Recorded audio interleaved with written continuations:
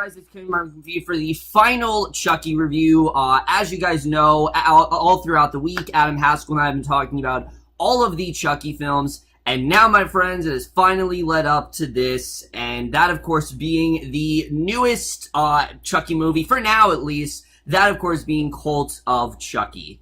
And what Cult of Chucky is essentially about is we center on Nika, who is now in a mental institution, and everyone pretty much thinks that she's the one responsible for killing basically all of her family, and she herself has kind of convinced herself that she might be responsible. However, when her, the head doctor actually brings the Chucky doll into the asylum, she starts to try to convince everyone that Chucky is, in fact, the one that is culpable, and that Chucky's gonna go around killing everyone, and that's basically all I'm gonna say. Cult of Chucky. I was really excited in this movie. I really loved the direction the series was going. And while I didn't think Cursed Chucky was a great movie by any means, I did think it was absolutely the right direction for the series. And I was really hoping that Cult could continue that. That Cult could continue this really solid direction that the series is finally going in, because this series has been struggling for a while, but it really seems like it's starting to find itself. And I was really hoping Cult would be something great. And I have to say, not only was Cult something great, but honestly, this might be my favorite in the entire Chucky series. Cult of Chucky is awesome. I loved almost everything about this movie. I think this is definitely one of the most different, one of the most creative, and one of the most original Chucky movies we've had in quite some time. And the fact that we're at the 7th movie and they're still able to find ways to reinvent this franchise is just really impressive. But we're gonna get into it right now, starting off with the cast.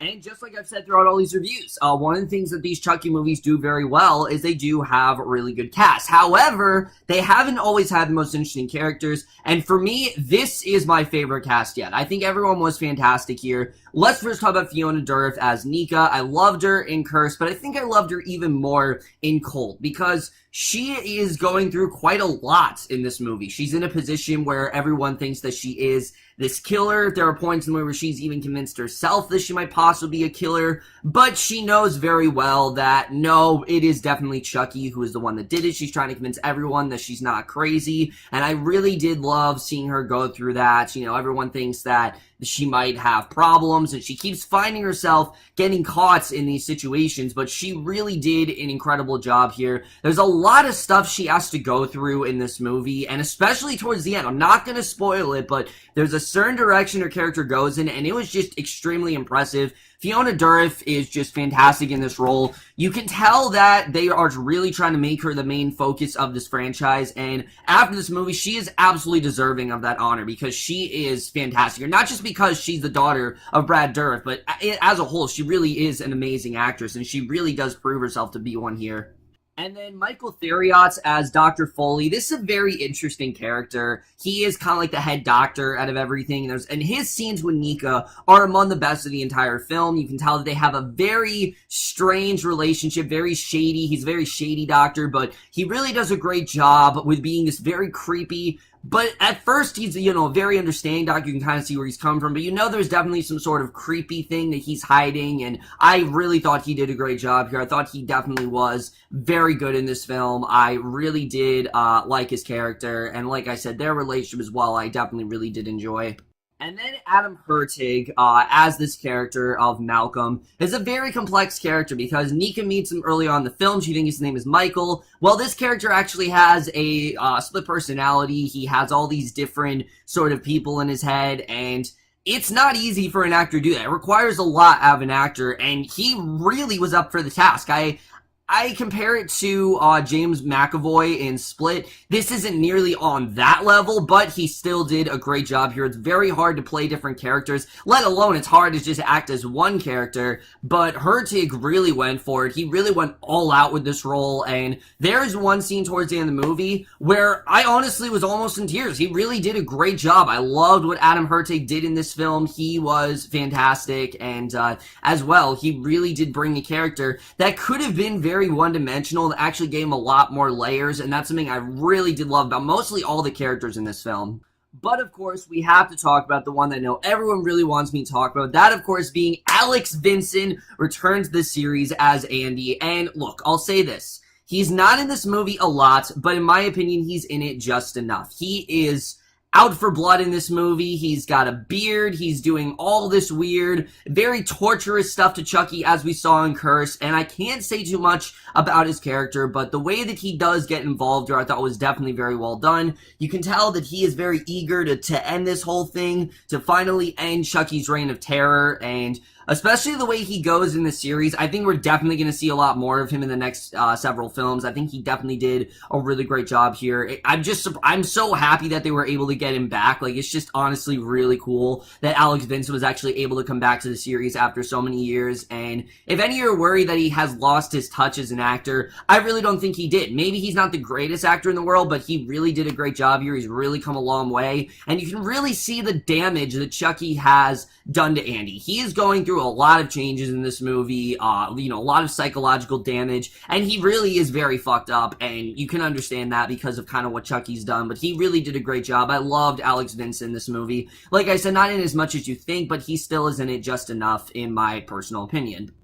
And then, of course, no Chucky movie is complete. I've said this so many times, but no Chucky movie is complete without Brad Dourif as Chucky, which I'll say it right now. If you guys was pointing about Curse, he's in Cult a lot more because, there is, in fact, a Cult of Chucky. I'm not going to get into how that is, but this is one of my favorite performances from Chucky to date because they took the really sinister, fucked up, menacing side of Chucky and found a way to actually combine it with the more witty, silly Chucky that we saw in Bride. They really do combine those two very well. Chucky has a lot of funny lines in this film. He had me dying, honestly, a lot of times, but he also had me just as creeped out. Brad Dourif just knows what to do with this role, and again, it's so impressive that so many years later, he still is able to pull this off. He still has the same Chucky voice down. He still has the same sort of gestures as Chucky. You would think that he'd be getting old as this character, but no, Brad Dourif stated he never wants to retire this character. He wants to continue, and I think we definitely do see that here. This is a character that Brad Dourif, he's made a name for himself for, and I don't blame him. I mean, he's fantastic in this role, and he still shows in this movie that he absolutely still has it. He, again, is just as good in this movie as he's been in every single film. And then everyone else here as well, like I said, I thought everyone else was honestly really great. I really liked I really liked the actress that played Madeline. I thought she was really good, Elizabeth Rosen. She's this really weird character where she sees the Chucky doll and thinks that Chucky's her son. I thought that honestly was really interesting. It was a weird direction to take this character in.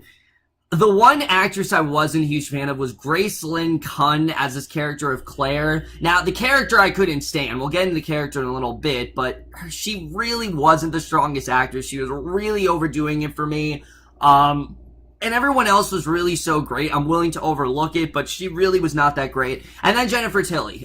Is she in this movie? Yes. But similar to Alex Vincent, she's only in this movie in small doses. Alex Vincent's in this movie definitely more than Jennifer Tilly, but Jennifer Tilly is not in this movie a ton. If you guys were wondering if Tiffany's gonna come back, she is in fact in this movie more than Curse of Chucky. She's in about like 5 scenes, but they're not very long scenes. But I thought she was in the movie just enough. They do a good job of catching you up on her character, and I did think overall she was really good. Really, the entire cast here I was honestly really impressed with. I think this is definitely one of the most well-acted Chucky movies we've had. Everyone was just very well casted here, and I was very impressed with what we did end up getting. So now let's get to the directing and the writing, because more than anything, I think that's really what makes this film stand out more than the others. And again, Don Mancini continues to impress me, because most horror franchises at this point really would have gone down the rails, and they stay there. I mean, Halloween, Friday the 13th, Nightmare on Elm Street, Leatherface right now. I've heard horrible things about the movie. Need I go on? No, Chucky is honestly one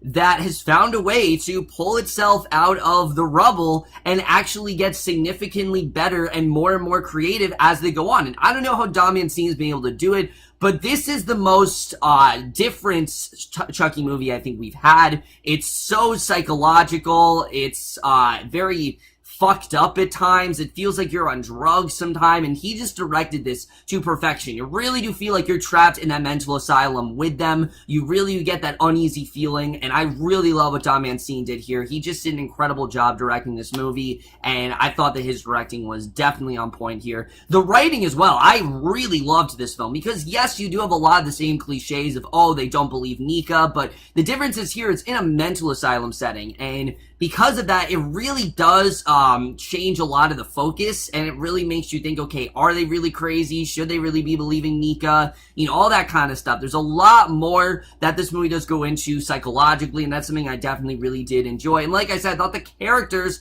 were honestly at their best here. I thought everyone really did a great job, and all the characters were honestly really interesting, you know, ranging from Madeline, who thinks that Chucky is her son, and literally she starts breastfeeding him, she starts treating him like a child.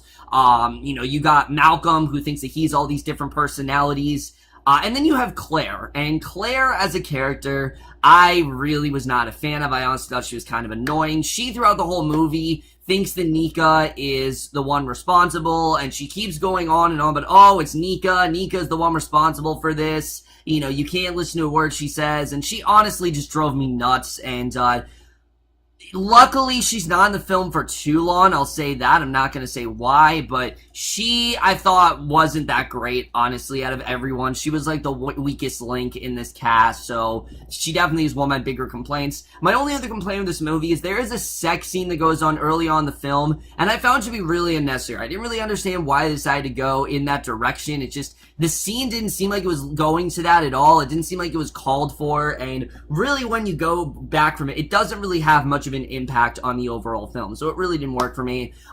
But just as much as it focuses on the scares, it also surprisingly has a lot of humor, and I was very happy about that. It really is, like I said, very much going in that more wacky direction at points, especially a twist that it takes towards the end of the movie. But there were some really funny lines here, especially from Chucky, who, like I said, it's some of his funniest stuff to date. I mean, just a lot of funny stuff here, and I was definitely very impressed with the way Don Mancini was able to combine those two elements here.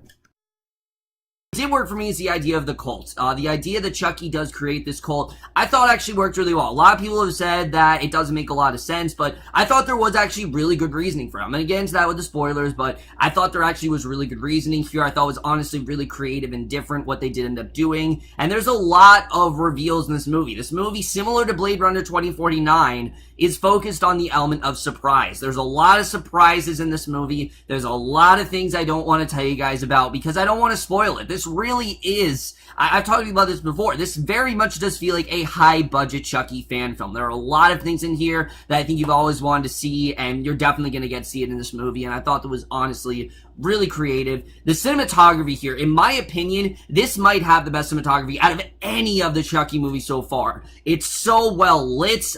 The setting of the mental asylum just gives it this really creepy, eerie feeling, and I think they did a really good job with that. I thought that as well. They really did a good job, you know, with the animatronics as well. There are no CGI in this movie. A lot of people, if you weren't a fan of the Chucky doll, that's actually gone in this movie. They're more focused on, you know, the animatronics, and they honestly look at their best here. I think they honestly look like the best they ever have, and I was definitely very impressed with that here. And then the kills in this movie. The kills, I mean, I love the kills in Curse, but this movie is gory. Oh my god, is it graphic. I mean, the other one's been really graphic, but that is nothing compared to Cult. Basically, to put it simply, in the other movies, they would cut away before things got gory. Not this one. This one goes for it. It shows some of the most gruesome things you've ever seen in this franchise, and I'm so happy they did that. I love it when movies just go for it and they don't hold back, and that's exactly what Cult did here, and I was very impressed with that.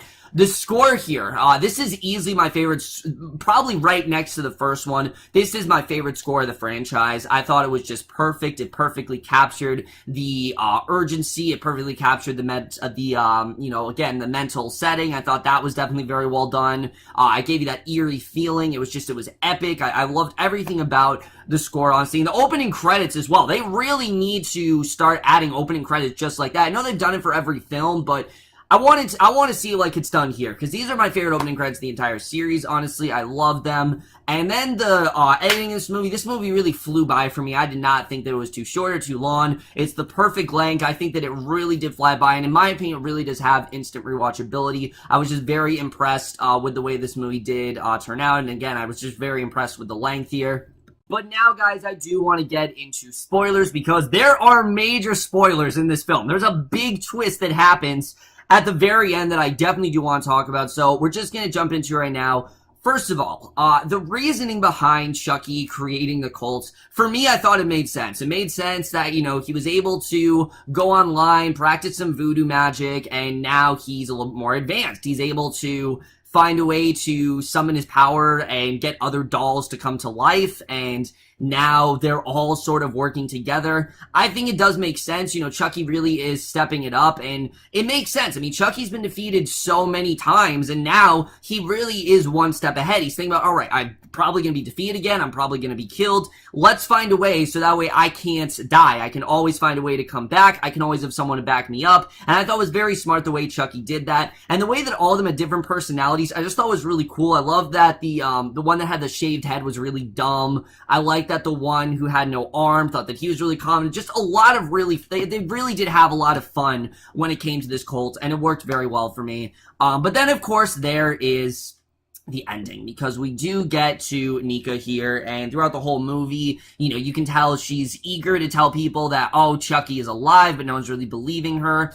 And then there's a reveal that Dr. Foley has been doing a lot of personal time with her, and we basically got the sense that he's probably been raping her. He's probably been doing all this really fucked up stuff to her that she has not known about, because he's put her under sedation, and he's hypnotized her, and all this kind of stuff. And there are two instances in the film where Chucky tries to get Nika to kill Dr. Foley. The first time around, it really doesn't work at all. She just ends up knocking him out, and he's completely okay. But then the second time happens, and some people are wondering, well, why did this happen 2 times? I think Chucky really wanted to use Nika. I think he sees the rage in her. I think he sees how smart she is, and I think the reason he doesn't want to kill her is because he wants her to go through something way worse than death. And he tells her that, well, I want you to go through something way worse than death. And obviously, you know, he's not going to try to take her body, and I think, you know, we kind of see that here. So he decides that he is actually going to take her body, and what does he do? He possesses Nika, and Nika actually does end up stomping on Dr. Foley's face. That was fucking awesome. And yes, now Chucky is inside Nika's body, and that was incredible, because honestly, guys, I've always really wondered, you know, while we were watching this franchise, I've always kind of wondered, what would happen if Chucky actually got his way? What would happen if Chucky could actually go into someone's body, and this actually could work for him? I never ever thought what would happen if it was an alive body, but I always wondered what would happen if Chucky actually was successful with the process, if he actually was able to get into someone and possess them. Well, now we're seeing what's going to happen here. Nika is now in Chucky, Chucky is now inside Nika's body, and Fiona Dourif perfectly got that down. And I understand that she's the daughter of Brad Dourif, but you can tell she really did she really did a lot of work studying the various mannerisms and gestures that Chucky really does have throughout the film. She had the accent down, she had the look down. I mean, it was just phenomenal, honestly. I was so impressed with Fiona Dourif at the end of that film. And then we get to the very end of the movie where she does end up killing Malcolm, which he had that great scene where he talks about how the reason he's the other personality is because he feels like they're just better than him, and he's not happy with what he's really become. I thought that was honestly very strong. But then the very end of the film, she goes into a car with Tiffany, and they're gonna go, I guess, terrorize some families or whatever. And we see right in the very back, the Tiffany doll has actually come to life, and my interpretation is that's Alice. I think Alice is, in fact, in the Tiffany doll. I think, we know that Tiffany was Alice's legal guardian, as we know, so I think that definitely that's going to end up being Alice or whatever, which it was cool to see an older Summer Rae Chow, because, it's been 4 years, and I thought it was cool the way they did that.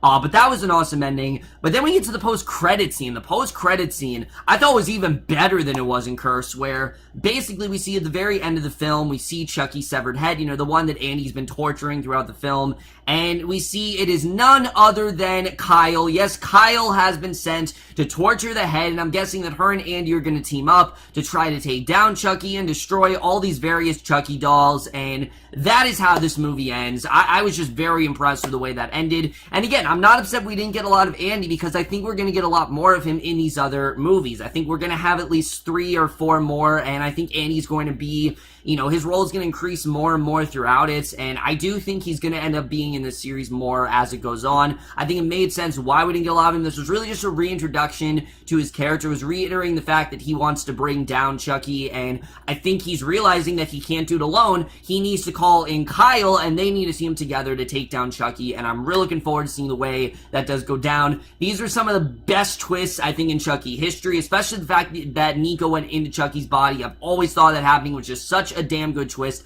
and it really did bring this film from being the best Chucky sequel to, for me, being the strongest Chucky film yet, and it really is thanks to that twist for that. So, overall, guys, Cult of Chucky is everything you could really want in a Chucky film. I was so impressed by this movie. It's very stylistically different. It goes into some really weird directions, but stick with it, and I think you really will be satisfied with what you do get here. Cult of Chucky is easily my favorite Chucky film so far, and I'm absolutely going to give Cult of Chucky overall an A-. It honestly baffles me how this movie is not theatrical, especially when you're looking at something like My Little Pony the movie or various other films that have come out. How are those films theatrical when this comes out? Because when it comes to a Chucky film, this is everything I want. It's everything I could have ever asked for, and I was just so impressed, especially at the 7th film, that Don Mancini is able to keep things fresh and relevant. But with that said, guys, that does conclude the reviews of the Chucky films. I want to give, again, a huge shout-out to Adam Haskell for collabing on this series with me. This was definitely a lot of fun to do. I very much enjoyed it, and it was absolutely worth it watching Cult of Chucky. Let me know what you guys thought of this movie overall. I can understand if you guys wouldn't like it because it is really different and weird from the other films. I can totally understand that, but definitely give it a chance because I definitely think it is worth it. But that's in my reviews. Hope you guys enjoyed it. Let me know what you guys saw of this movie. What's your favorite Chucky film? We'll see you guys in my next video, and we'll see you guys for that. Okay, bye.